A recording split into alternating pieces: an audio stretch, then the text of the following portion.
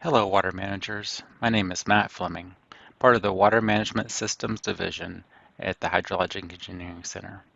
In this video, I will cover the objectives and overview of the HEC-HMS real-time hydrologic modeling presentation.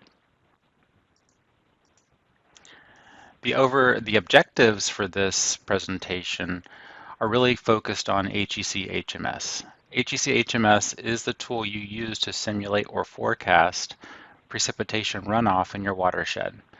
At the end of this series of videos, you should be more familiar with HEC-HMS. The specific objectives are learn about HEC-HMS modeling options that should be used in real-time forecasting, and identify key parameters for hydrologic forecast simulation. You can see the figure on the left side of this screen shows a typical result plot for HMS. The upper part of the graph shows precipitation. This is subbasin average precipitation in the watershed. And the bottom graph shows a couple of things. You'll see that the brown dashed line is base flow from a subbasin element. The blue line is the total flow from the subbasin element as computed by HMS. And then this black line, this is the observed flow from HEC-HMS. And so the goal for a water manager in using HEC-HMS is to make sure that the model is calibrated to the look back time. So this is the time before the forecast time. And then once the model is calibrated to the look back period, then you're going to have some kind of confidence in the predictive capabilities of the model in the forecast period. So we'll focus on those key parameters that you should adjust when calibrating the model to the look-back period. And this slide shows you the three main topics that we're going to cover in the series of videos for this topic. First, we're going to jump into the meteorologic model. We'll talk about different options for modeling precipitation, temperature, and evapotranspiration. Those are the main inputs for the HEC-HMS basin model. And then we'll talk about the basin model. We'll talk about the discretization of subbasin elements. We'll talk about snow methods, loss methods, transform methods, base flow, reach routing, and reservoir routing. And then we'll end the series of presentations on this topic talking about key parameters that you should really focus on when trying to calibrate your model. This slide shows you the sequence for a standard SWMS or CAVI compute.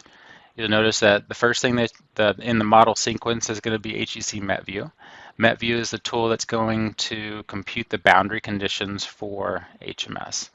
And we'll learn more about this soon, but if the HMS meteorologic model is set up to use precipitation and temperature, then you're going to use HEC METView to process historic, so during the look-back period, precipitation and temperature, and also the forecast data sets, combine those into one homogeneous grid set that then is passed to HMS. HMS will take that boundary condition and use the available options in HMS to compute runoff at different locations.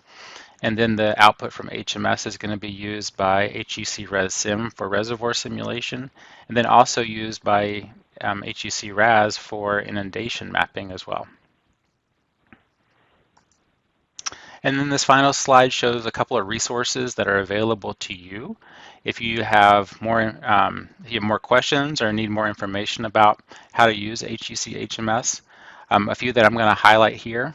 If you go to this link right here, the second one on this page, it shows you online documentation. So if I pull that up real quick, you should come to a page that looks like this. If you want more information about HEC-HMS, you would just scroll down on this page and you'll see there's a link to the HMS User's Manual. And then if you go to the HMS User's Manual, you'll see access to all the basic information about HMS and then also links to tutorials and guides. And you can find a tutorial and guide pretty much for every topic available in HMS. So if you want to dive in and learn more about different components or features or capabilities in the software, you have access to that.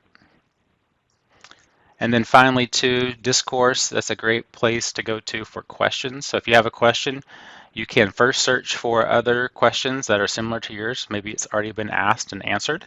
and you can benefit from that, or you can create your own account in Discourse and then put in your question, and the community will respond quickly to that question.